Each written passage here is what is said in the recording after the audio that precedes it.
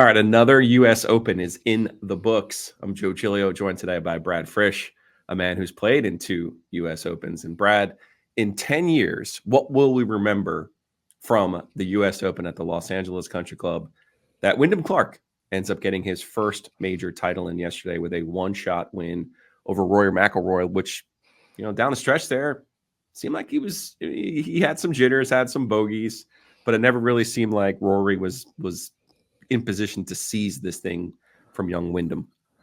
Yeah, I think in 10 years, you'll just remember the champ.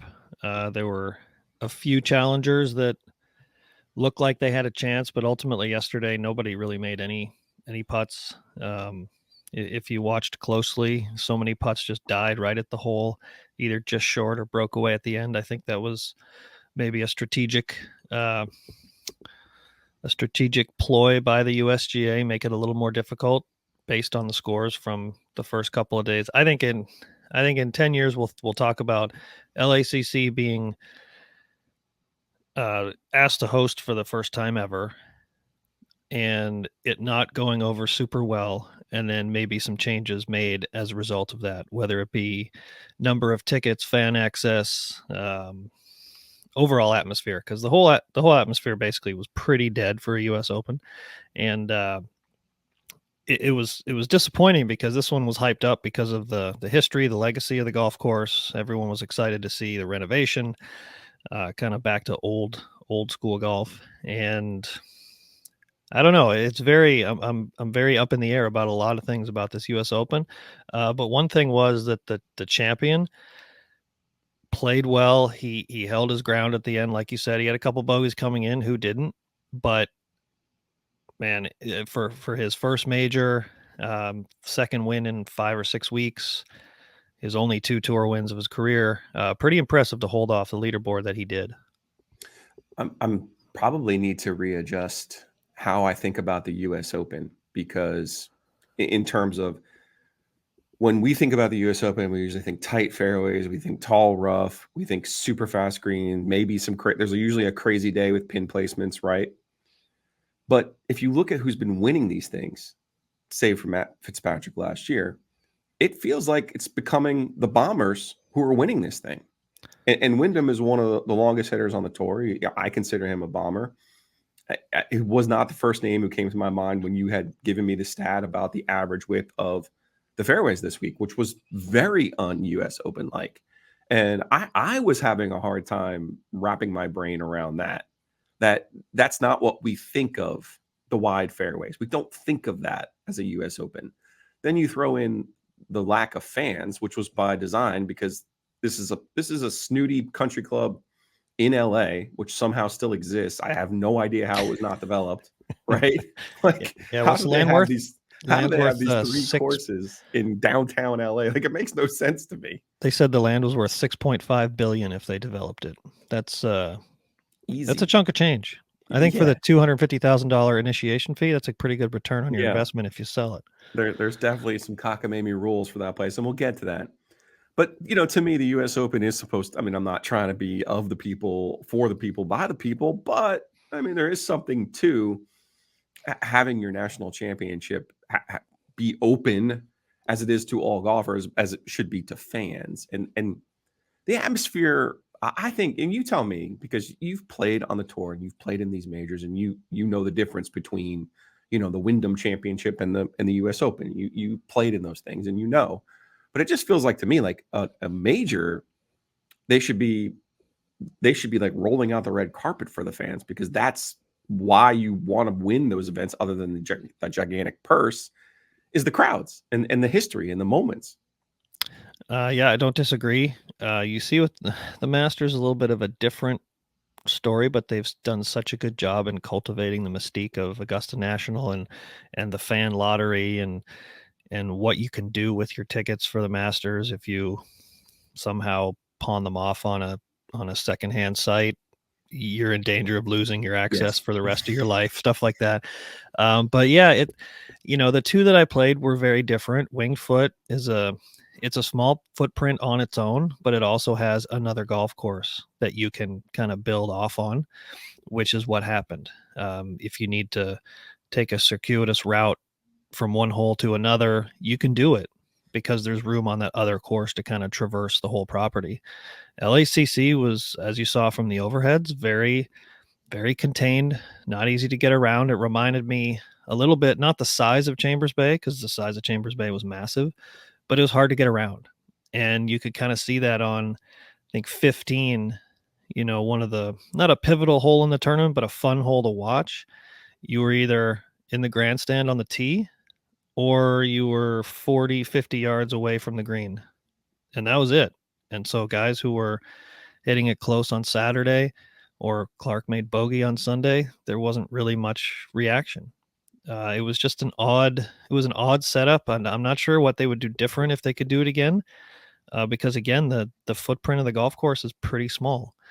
Yeah, we'll talk about the rules later. Those are kind of funny.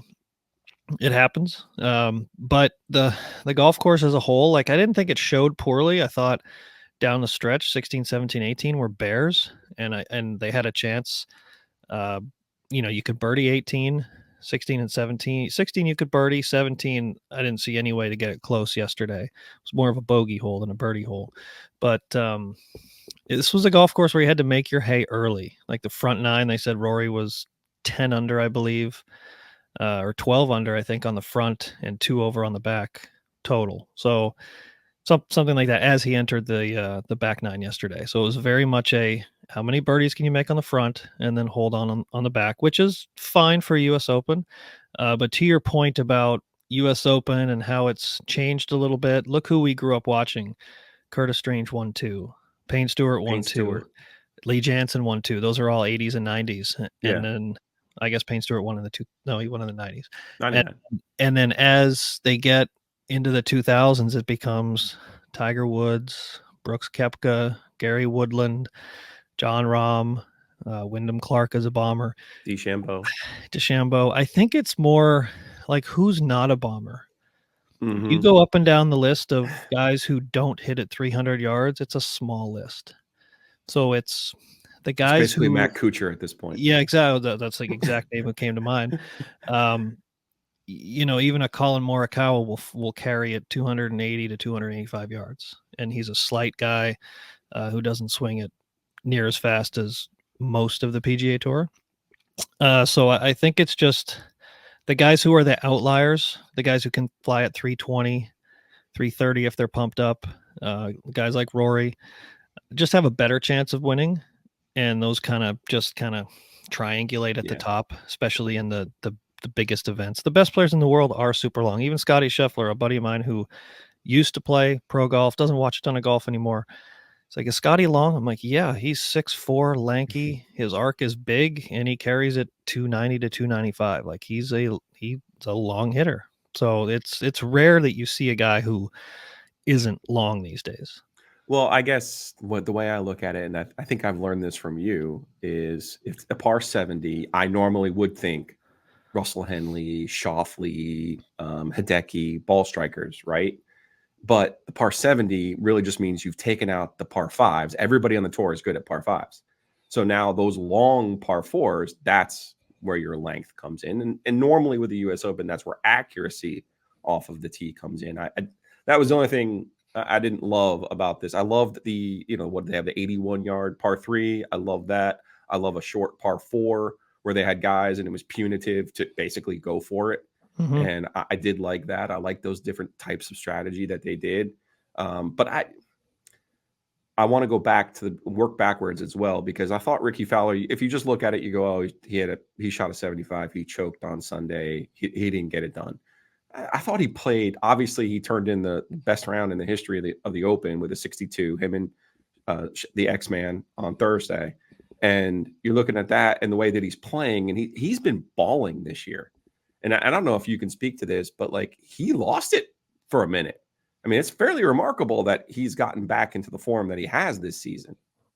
Oh, for sure. I mean, and he went. We're not talking enough about that. We'll talk about the 75, right? We won't talk enough about that. He's been able to refine his game. Well, just to from being outside of the majors now to looking in, or being on the outside looking in on the majors for a year or two, and now he's going to be in a bunch of majors and has got his world ranking back and all that stuff. Yeah, he did lose it, and he had to go to the Golf Whisperer, Butch Harmon, and they seem like they've put together a pretty good plan and a different golf swing, especially at the top. Said he was super laid off for a long time, and he got his turn back, and clubs pointed in the right direction. It's easy to lose confidence, man, especially when you're.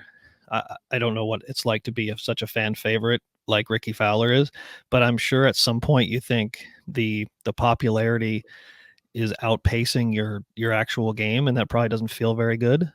And I would think that he feels some kind of a heavier responsibility than most to play well a lot of the time.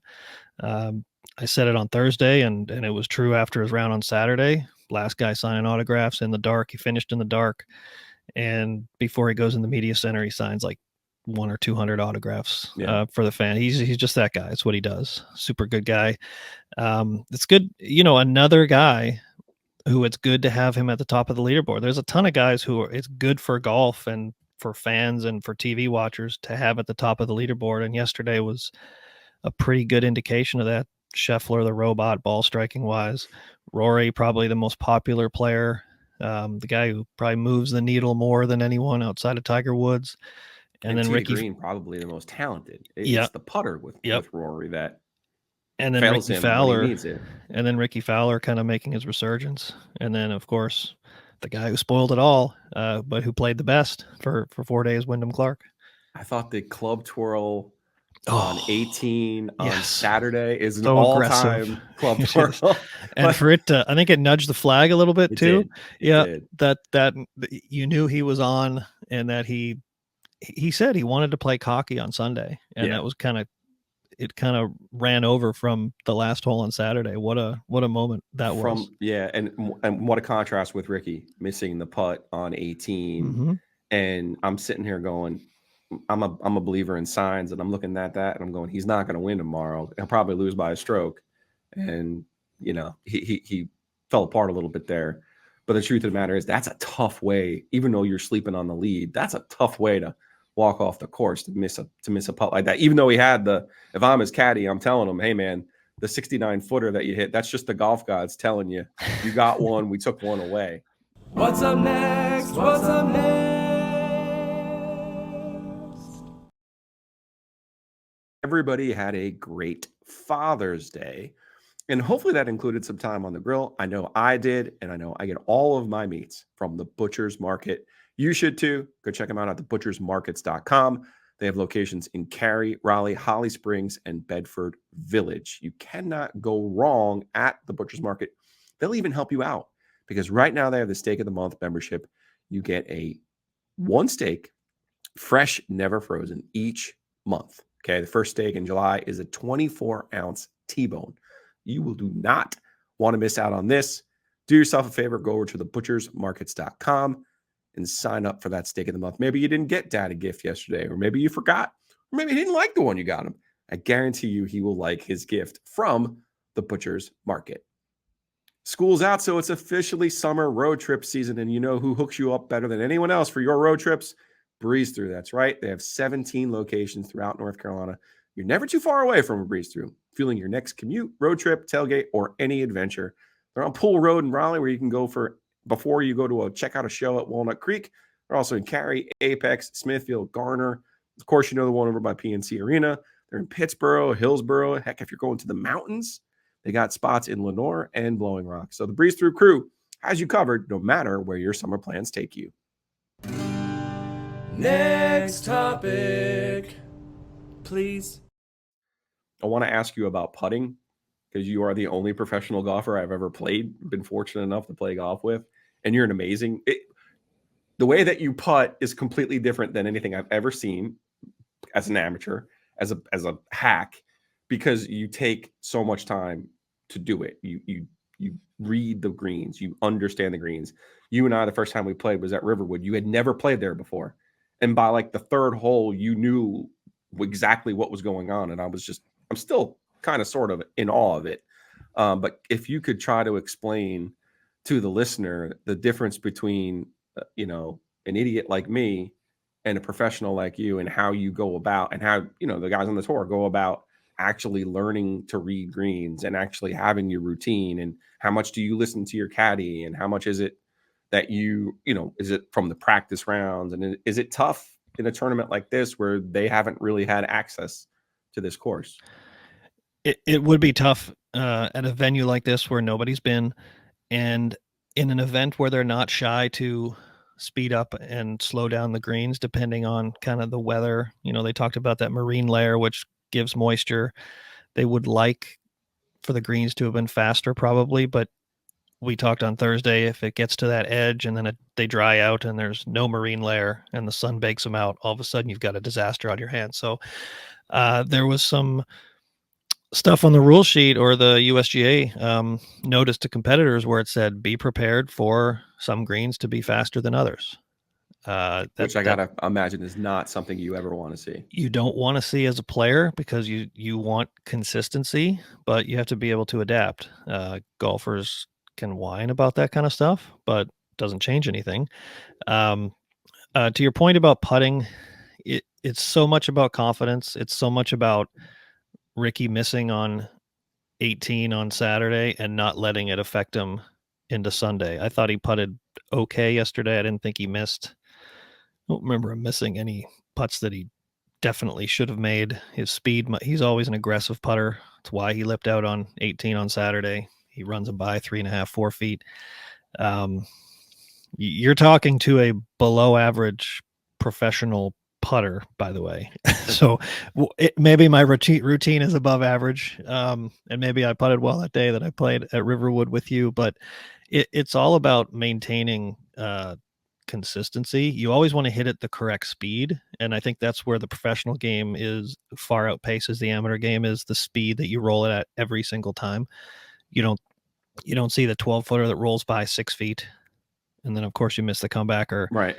How many Rory putted really well yesterday, I thought. Besides that's where this conversation was going, was to Rory, because it just feels like if he could, certainly the Open last year, this US Open feels like he could have 2 more majors with just two or three made putts. Right. And I think he said it best. It felt like St. Andrews all over again. Yes, he hit a ton of good putts. They were from such a distance that you can't expect to make those. Now, the one on 8, he missed about a 4-footer. That was a bad putt. That was pretty much his only bad putt of the day.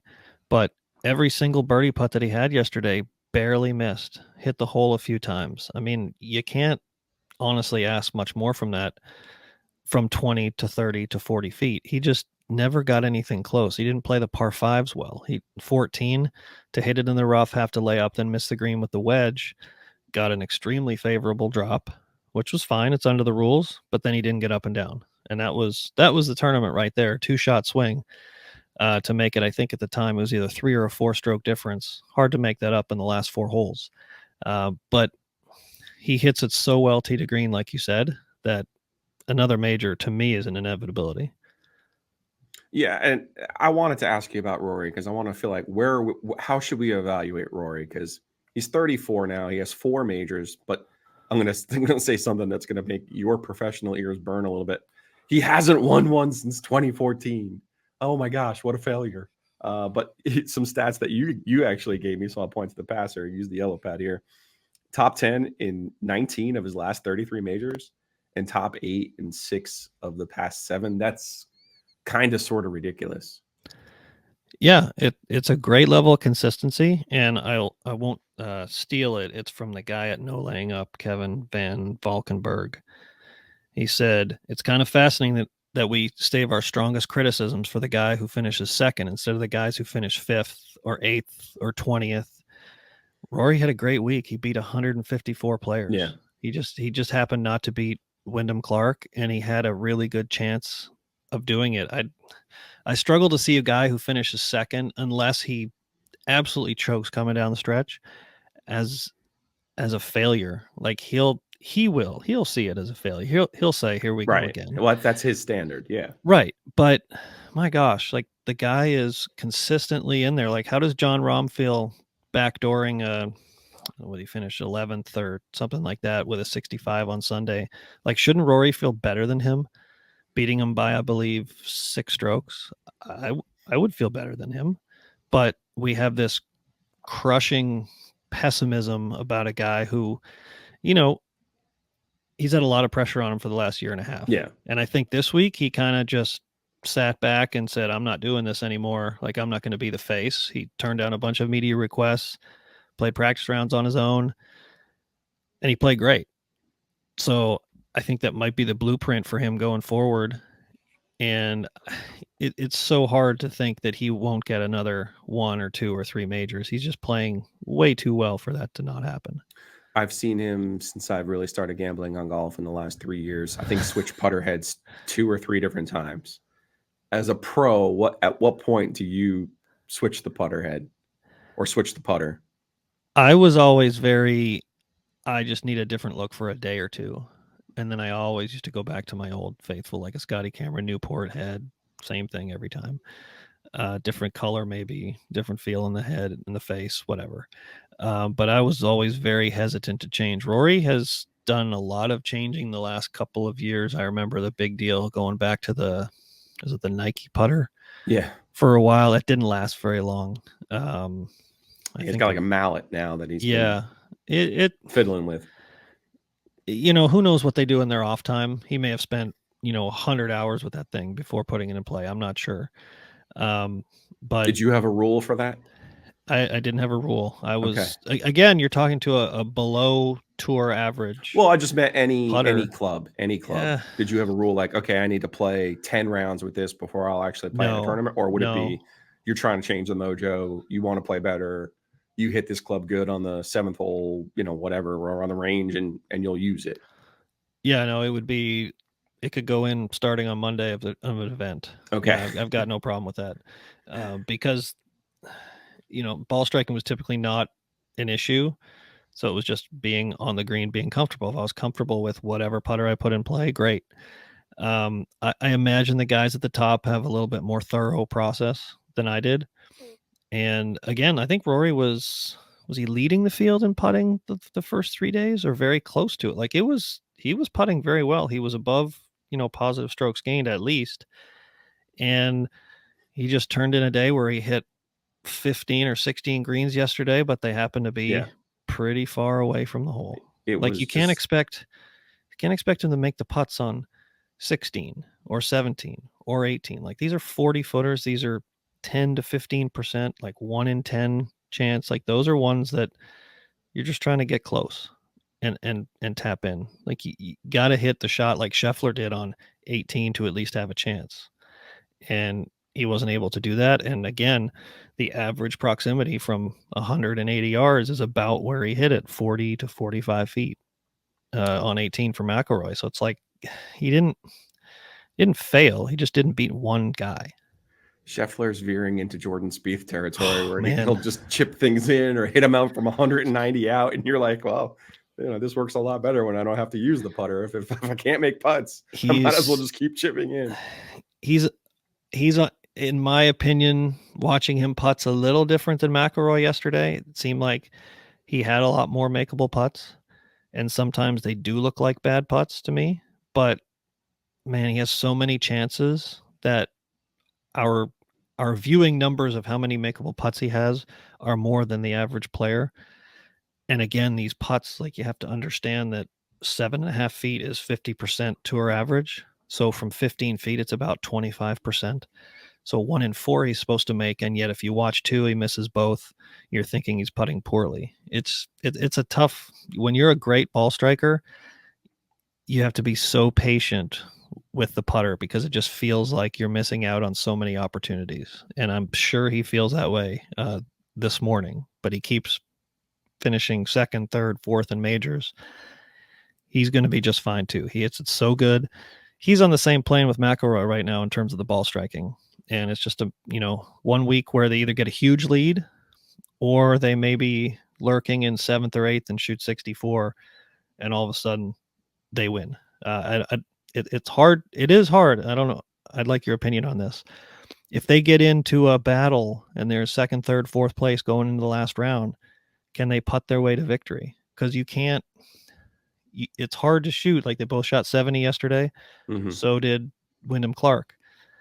Like, guys are really good on the PGA Tour, doesn't matter your world rank, like whether you're 50th or 100th, whatever Wyndham Clark was starting yesterday. Like, there's going to be guys going to play well. And if you're not leading and you don't putt well for the day, you're not going to win. Yeah, I look at yesterday and I just think I don't know how you do it seriously as a pro, because the difference, the one shot, I like now you're gonna. I would run through all 4 rounds and be like, man, if I just hit this drive on 3 a little bit to the left, then I would have had a better approach. Like I could not mentally square what a professional golfer has to do on a weekly basis. Never mind in a major. I did want to ask you about Live and the future of the PGA, because we talked last summer about Live breaking off, and we talked about the sports washing, which I get it. That's all part of it with the world. I just didn't like the fact that the golfers were leaving a situation and going to something that is less competitive when you're playing fewer events and fewer holes. I don't think I'm speaking out of turn by saying that, and leaving what in my opinion is the better competition and also the perspective of history, right? Like, what are we without our history? So like, do 20 Live wins equal 1 PGA win? We don't know. We'll never know, because my guess is we're not going to see whatever we think of Live was supposed to be. I'm sure it'll exist in some sort of like one-off events, maybe once every 2 months. Maybe they'll have their own Live majors. I don't know what they're going to do. But we talked about that, and I didn't like it. I didn't like some of my favorite golfers leaving, and I understood the financial aspect of it. It wasn't my decision to make. I did appreciate Harold Varner's honesty when he said this is generational wealth, and sorry, I'm not turning that down based on principle. I'm going to take that money to do what I love to do. Because you mentioned Rory and you mentioned the burden that he's had to carry, and I think it has worn on him. And I do think he's the one who got done the dirtiest, just because he was the one who stood up and backed the PGA Tour in such a vocal and public way. Justin Thomas, Will Zalatoris, all these guys who did, I have empathy for. But I think Rory's the one I feel the worst for, because he was the one front and center out there, and Jay Monahan goes behind his back and either made a deal or was told, here's the deal you're going to make. So I'm just kind of curious, where do you think this goes from here? Does anybody really know? But where do you think this goes from here? And how do you? And I never thought there was, other than Patrick Reed, because no one likes Patrick Reed, I never really thought there was really any animosity between the guys who left for Live and the guys who stayed on the PGA Tour. I could be misreading that, but that's the way I took it. So just a couple thoughts there from you on where do you think maybe this thing goes, and was the whole, like, do you think that the whole you left for Live and now you're my enemy, like, that wasn't a real thing, was it? Yeah, not a real thing. It was hard for me to square guys who, I don't want to say not competitive anymore, but the Lee Westwoods, Ian Poulters, Graham McDowell's, Sergio Garcia's, guys who in a bottle, sure, they could compete in a certain week on the PGA Tour, but they're certainly not top 20, 30, 40 players anymore. It was hard for me to hear them speak out about just certain things about the PGA Tour. Like, the PGA Tour made everyone. Now, their skills certainly were part and parcel of that, but it just bothered me that the forum that they had used for 20 to 25 years would now suddenly be something that they would, and some of them did trash the PGA Tour, the DP World Tour, the European Tour, whatever you want to call it. And then they turned around and sued them. So to think that there wouldn't be any animosity on the business side from that was kind of, I didn't quite understand that. Like, you took the money. Then say that. Yes, which Varner did, to his absolutely, you're credit. right. Go for it. But then to turn around and say, I should have the right to also play your events, and I'm going to sue you for it. Well, there's going to be some professional animosity from the business side of things. I think mostly guys are friends. Like, the media would take, Billy Horschel and Ian Poulter on the putting green at some European event, having a candid conversation, what it looked like, and they'd turn it into, you know, those stupid headlines where it says like goes off on, and probably you don't have the audio. How do you know? But where it goes from here, I have no idea. I didn't think the PGA Tour would get caved in that fast. As an ex PGA Tour player, I always thought like nobody has more money than the PGA Tour. Well, we found out that there's a sovereign wealth fund that has money that absolutely dwarfs them.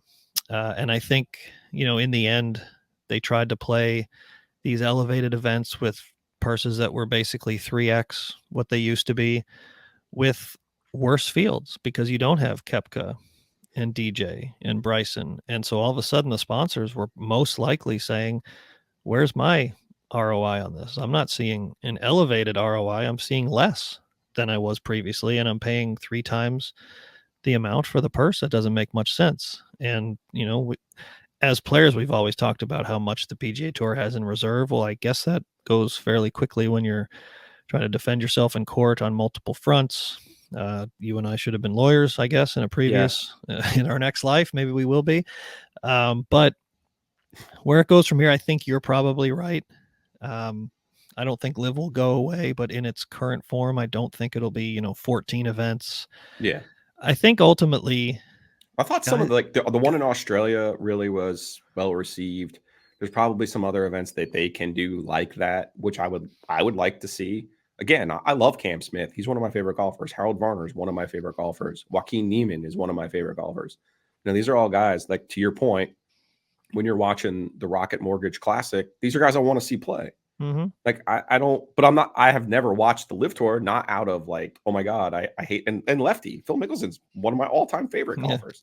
But it's not that I didn't watch the LIV out of some sort of protest. It was just, either I couldn't find it or I didn't find it compelling enough. right. Quite simply. And I would gamble on anything if we're being perfectly honest right now. That's the truth. But I prefer, I think the PGA, what they did by elevating the events, and you correct me if I'm wrong, is basically what Greg Norman had wanted to do in the 90s. And what he ultimately was able to do with LIV, in thinking, oh, I can create 8 events. But you can't create 8 events out of thin air and think there's a history to it or think that people are going to care about it. And I think that's where the PGA was smart to adjust the way that they did. I don't love what they did here, but money always talks. Always. Yeah. I The think rest they were walks. just, you know what I mean? they were running out of money, and Monahan most likely just saw the end of the runway coming up quickly. Who knows? I never answered your question. Did Rory get done dirty? I guess, but I hesitate. You don't think? Well, things change, and I always hesitate to put a pro golfer who is at his core selfish, and not in a negative way, like you're always looking out for yourself. The PGA Tour is an organization of 250 to 400 members. I don't know how many there are. And in some way, you're supposed to be looking out for every single one of them. And this has become such a hierarchy when you're talking about LIV versus PGA Tour. And what happened with the PGA Tour was they had to cater to Rory and JT and Spieth and Jon Rahm, so they didn't leave. That it kind of left everyone not out in the dust, but it's like, I don't want Rory McIlroy making decisions for $1 billion business. Like, that's not his background. I'm sure he's a super smart guy, and he's taking care of his own affairs in a great way. But again, a player is going to look out for himself first and foremost. I want people looking out for the whole organization. And they did. I don't want to say they failed, because I think this was eventually, in retrospect, doomed to fail anyway. The PGA Tour versus LIV. I never thought of it that way at the beginning. I was wrong. But if these guys are compensated, then I think in the end, a year and a half of being put out in front of the media goes away, and that those hard feelings or potential hard feelings go away, because they did make a decision kind of in the best interest of the PGA Tour to stay. And I think they should be commended first and then compensated second. I don't know how that's going to happen. It's so much up in the air. Yeah. Like, is the PGA Tour going to be owned by Saudi Arabia? Like, I don't understand anyone who thinks that's a good thing. Like, if Vladimir Putin came in and said, "Hey, I own the NHL now," is that good? Well, it's not good. Of course it's not. You don't want a professional sport owned by a country, much less a couple of countries that are probably not the best countries in the world. Any country shouldn't own a professional sport. Like a government. This is the Right. government of Saudi Arabia owning a professional sport. That's probably not a good thing. Next topic, please. We're talking a lot about golf. You know, they make golf carts. Yeah, Weston has those too. Tiger Woods is pretty big. But if you have any valuable cards, the best way to sell them is to get them graded. And Weston at Oak City Sports Cards can help you do that. To get the best value for your card, have to get them graded. And if you're like me, I had a couple Michael Jordan rookie cards. I had a LeBron autograph. I had a Derek Jeter rookie card. Took them all to Weston. He helped me get them graded. He helped me get the maximum value for them. You can buy, sell, trade, anything, you name it. Weston does it. Go check them out. Downtown Raleigh, right off of Glenwood Avenue. Can't miss them. Great spot. Weston is the guy for you. Can help you get the best value and get you the best deal for your cards. Again, check them out at oakcitycards.com. I don't know about you, but I spent most of Sunday outside. We had a big cookout for my son James and his graduation. Again, congrats to the class of 23. And you know why we were able to be outside and be comfortable? Mosquito Authority, Pest Authority. Go check them out. Hayes Lancaster and his crew. They're going to take care of all of your needs. And when I say all of them, I mean all of them. I'm talking about bugs outside. I'm talking about bugs inside. I'm talking about moisture under your house. I'm talking about mice in the attic. You name it. And the Mosquito Authority, Pest Authority can handle it. You can do this old school. You can give them a call, 919-807-1951. That's 919-807-1951. Check them out online at bugsbite.com, or they're on the Twitters, No Mosquito NC. Mosquito Authority, Pest Authority, been with us from the jump. They're our guys. They'll take care of you. This I know. All right, this is really easy. You have questions, we have answers. And since going to the podcast form, I've actually been using real HeyJoe questions. I know. It's hard to believe that I at one point would fake my own content for my own show. I know, weird. But I always looked at it, Brad, like I have better questions than you people do. You're not supposed to say that out loud. Humbly. So, but Joe Ovies, who'll be on vacation this week, he'll be back next week, has taught me that it's okay. It's a segment. Let the people be involved, Joe. It's not a big deal.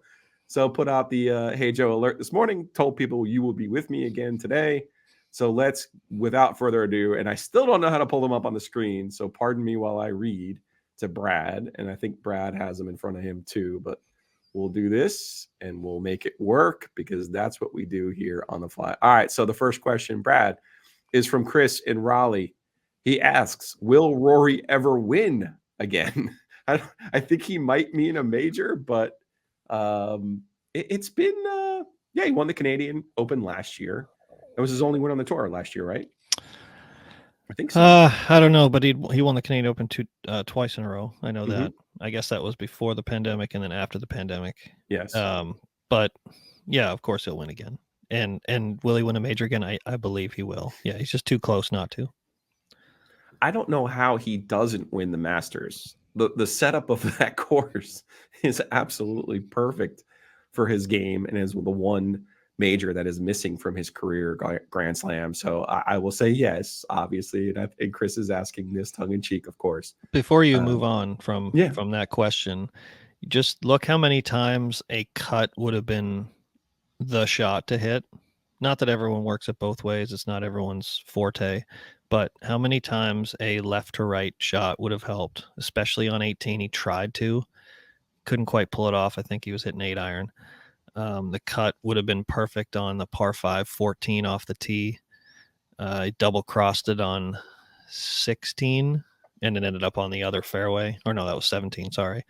Double crossed it, turned it over left, hit a tree, went in the other fairway. He was able to get it close to the green, but that's just his thing, I think, at Augusta. Augusta's greens are so difficult and segmented that if you just hit one shot, it's harder to win there.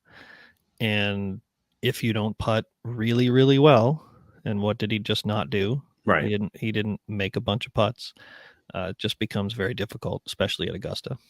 Well, look at my amateur brain thinking that Rory's length and distance and driving acumen would equal something Well, at no, I mean, Augusta. No, I'm being serious. yeah, That's a no, very I know. elevated point. That was a Yeah. very sophisticated point that you We've just made. we've come so far from the Tiger of '97 hitting wedges into par fives, and he was the Yeah. only one that could do it. Yeah. Not everyone is as long as Rory, but there's a ton of guys who are within 10 yards of him. Right. I guess that's Exactly. my kind of final point. No, that's a good one. All right. Next one is from I Am the Goomy. Hey, Joe, is golf also a gotta make shots sport at its core? That is so funny, Goomy, because when I was It's driving good. in today, and if you're not familiar I with am. what Goomy's reference is, this is a Sidney Lowe reference that you got to make shots. Anytime State during his tenure would lose, invariably we would get got to make shots. Absolutely, absolutely. So, big shouts to Sid. He is now the world's leading golf expert and hockey expert, because his hockey analysis is your best players have to be your best players, which is also true. So yes, I think we can absolutely chalk this up to another Sidney Lowe expertise that you got to make shots, especially Rory with the birdies, right? Like, because the Open, he had the round where he just couldn't birdie, and Cam Smith is just plowing him down. Mm-hmm. And in the Open last year, and then this year, this U.S. Open, not the same because Wyndham was just kind of keeping pace, but he obviously had the advantage that he had. But it was like, yeah, just one. That's the part that I would just, I'm telling you, man, I would struggle so much with. Where do you find that one shot, right? Right, because he birdied one, didn't make a birdie the rest of the day. There were a couple par fives he could have. There was number 6, that short par 4 that he could have, where he drove it just in the rough to the right of the green and didn't really have a great lie. Hard to chip it close, but find one, and like you said, he'll look back on it like you would. Maybe not as intensely as you would, but he had to find one birdie and he just couldn't, which why did I think that gotta make shots was a Roy Williams reference? Roy's reference is everything looks better when the ball goes in the basket. That's one of his things. When they win and they'll score 100 points and people will be like, well, what did you guys do?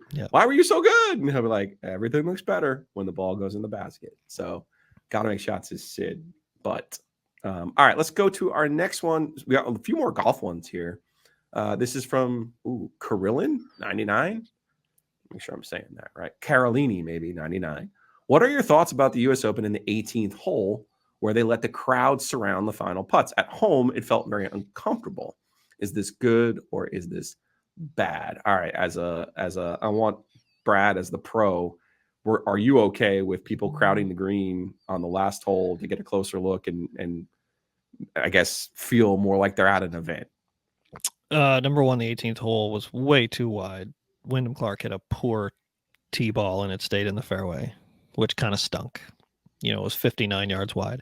As far as the crowd coming up on the fairway, if you remember when Tiger won at Eastlake, the FedEx Cup final event, they did that. British Open does it all the time. Yeah.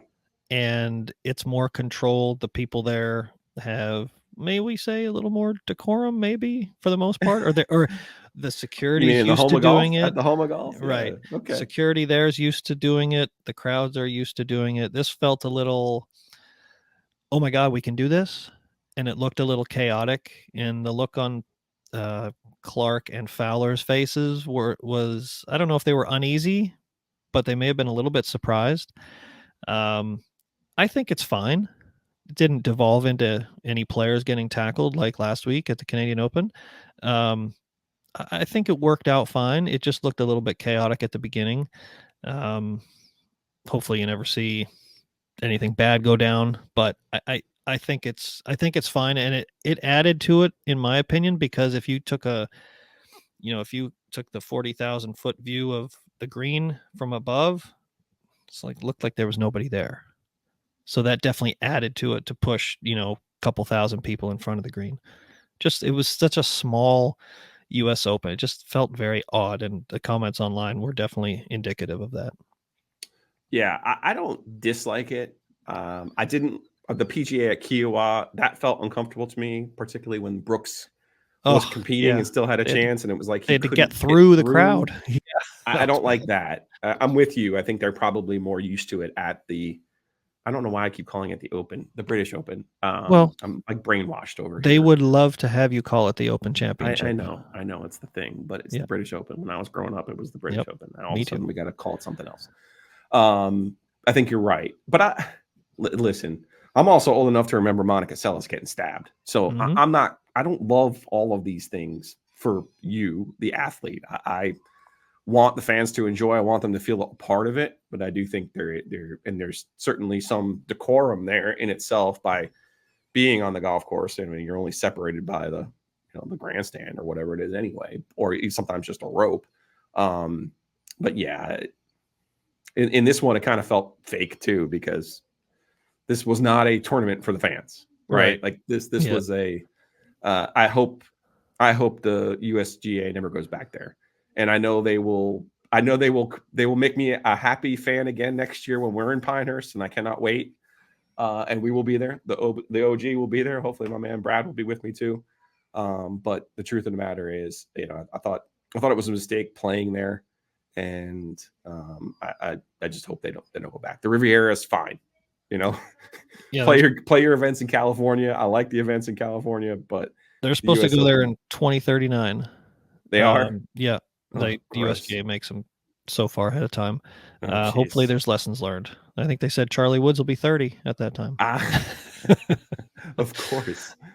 I did see a few crowd shots where they were including Charlie. So, all right, before we get to one football question, great question from Zach Poole. Hey, Joe, can the bathing suit industry stop including liners?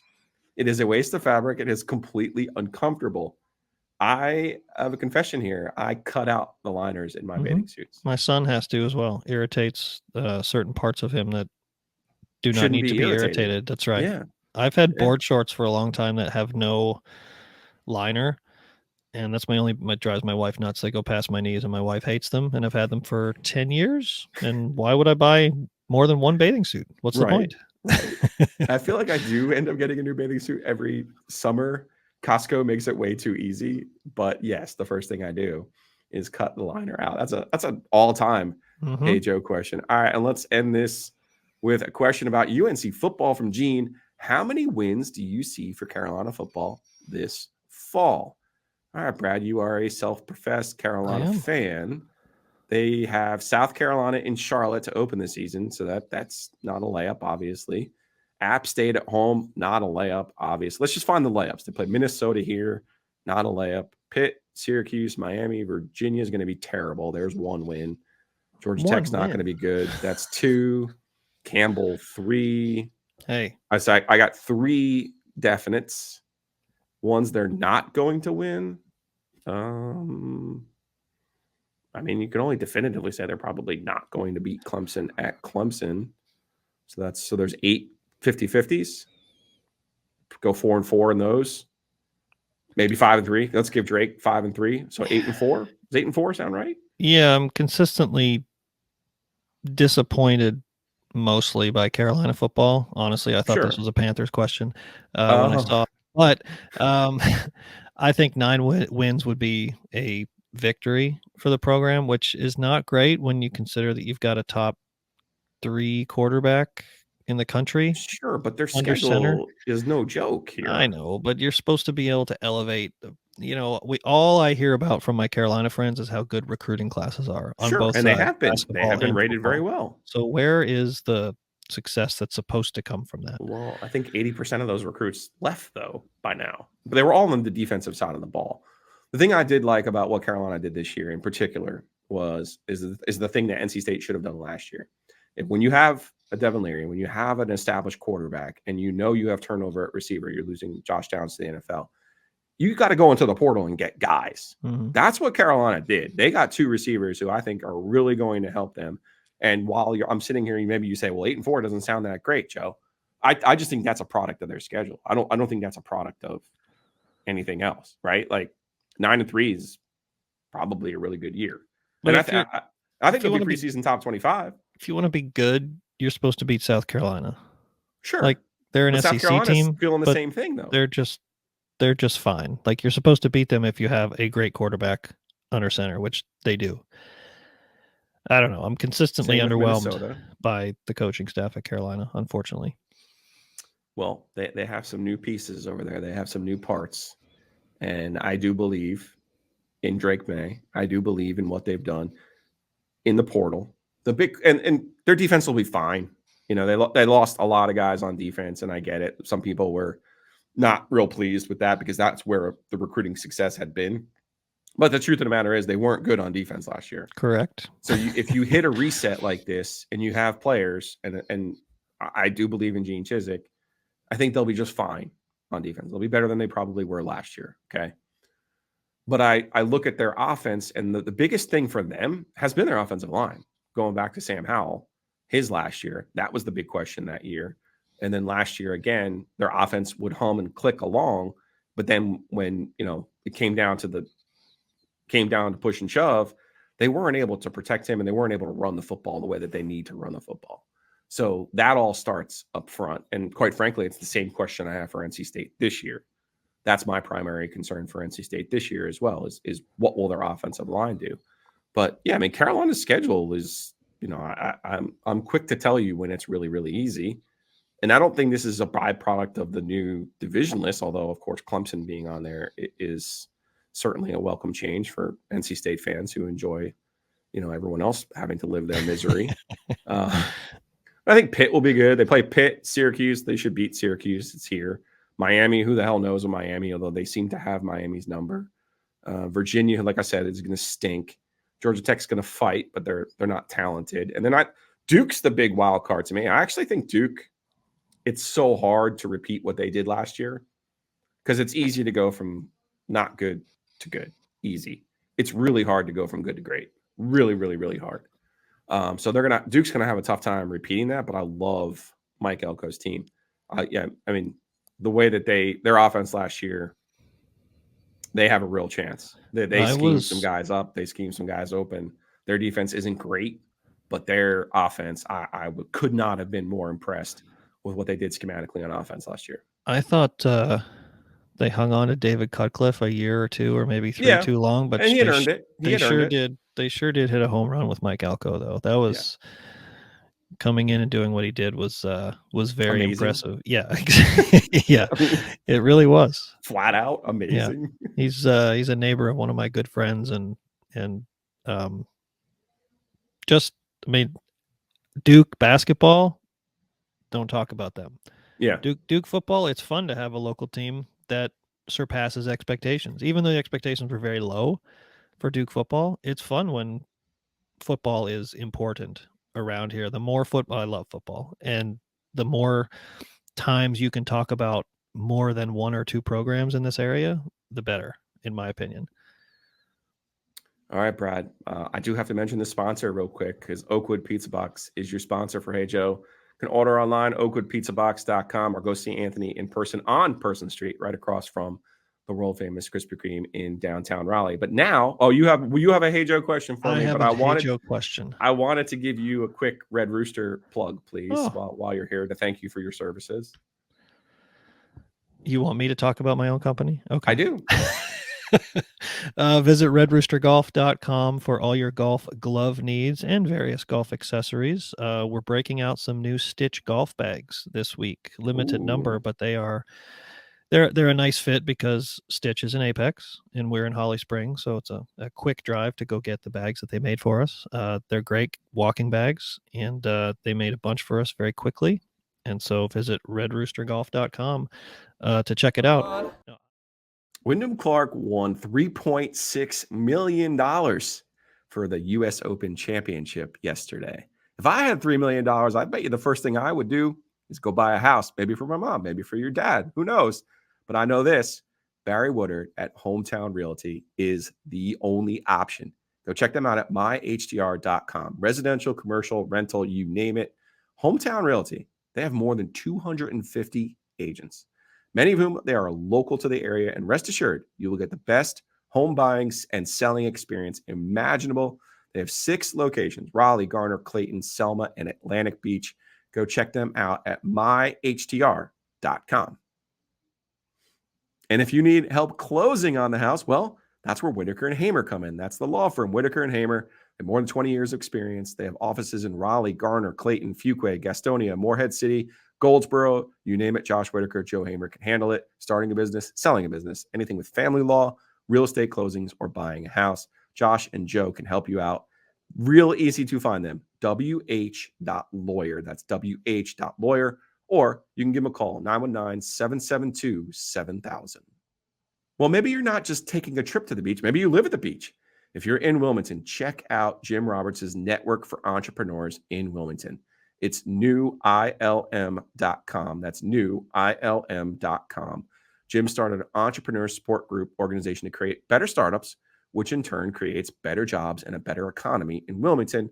New was named the #1 startup ecosystem in the country for cities with fewer than 300,000 people. That's the Network for Entrepreneurs in Wilmington, where the river of innovation meets an ocean of possibilities. Now, I have a HeyJoe question. Okay, let's end this properly then with a HeyJoe question for me. BetOnline.ag tweeted on June 16th, we are proud to be the first sports book to offer betting odds on the Special Olympics. Hey, Joe, would you bet on the Special Olympics? If I had knowledge, probably. Yeah, I probably would. I have bet on the Pro Bowl. I have bet on the Senior Bowl. I've bet on Nicaraguan basketball. I've bet on volleyball, Russian volleyball. I have bet on Australian rules football. But I saw this and there was people like, okay, this actually came up in the Garner gambling group text thread. Like, okay, no one's gambling in this group. You'll be kicked out if you gamble on the Special Olympics. And I'm like, listen, I'm not gonna like act like I have principles when it comes to gambling, but I would have no knowledge. Like I would not, fastest. I don't even know what events I would be betting on, right? So I can't sit here but I'm not gonna condemn anyone that's like, hey, and I Bet Online said if there's an activity that people are competing in, we're trying to treat people equally. So I do actually commend them for that portion of this. I think the intent is there to treat people equally. So that doesn't mean I will participate. You're sure their intent isn't to get that 10% off the top of any loss? It feels like a Rorschach test for gambling, right? Like, how desperate are you? Will you bet on the Special Olympics? And there are people, and especially if you win your first bet, which probably usually happens, that's how they get you. Man. Did you know that was coming as soon as I said that? Yeah. Again, it was a topic this week on the on the text thread. But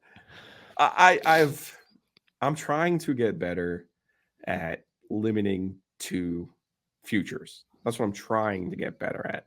Weeks like this do not help when Schauffele doesn't win, when the homie doesn't make the cut. And I just didn't even have anybody in the hunt, which is what makes it difficult. But that's all part of it. So we'll see. Once this thing becomes legalized, we'll also see. I think people are not understanding how the benefits of illegal gambling compared to the restrictions of legal gambling. So it's going to be an adjustment for me. All right, Brad, I appreciate you taking some time to talk a little golf on Thursday and again today. And maybe before the Wyndham Championship, we'll have a chance maybe to go down to Sedgefield. I don't know. Maybe I can work a little bit of magic for us. I know a few people down there. That'd be fun. That was my only final group Sunday appearance on the PGA Tour. So 5 hours of feeling very, very uncomfortable. And of course, the sleep the night before wasn't the best. Yeah. But it was definitely a memorable experience. Who won? Yeah. Camilo Villegas came from way back. I think he shot 8 under the last day. I shot even par as I was wont to do in final rounds where I was close to the lead. A couple putts that I thought I hit great putts. They just didn't go in. A couple bad breaks, but overall, like at the end, I think I finished 8th. And I thought I played okay. I played okay. It's hard to play well when you don't, like Rory, every week in the hunt, he's used to it. And he's also the most talented golfer in the world, or one of them. I was just trying to keep my card I'll tell you a quick story. I was on the 17th green, so 71st hole, had about 15 feet. And I just kind of waiting for the other guy to putt, Nick Watney. I kind of turned, look at the scoreboard. It said Brad Fritsch minus whatever, projected FedEx Cup rank 151. And 151 is exactly one spot outside of any PGA Right. Tour status, and it's currently up to date. I'm like, oh my God, don't tell me. I hit the worst putt you could ever hit from that distance. It was so bad. Oh, just the wrong time to see that exact message. Yeah. So I finished 151. Yep. Not Back that to you the don't Corn Ferry remember Tour. it or anything. I mean, No, it's not burned in my brain. Not at all. finally, we find common ground in our golf games. That's Finally, it. we That's did it. it. One All shot right, away, Brad. right, Joe? One shot away. One more. Yeah. I just need that one. Let's go find it. Appreciate you, man. We'll see you Okay. guys on Wednesday.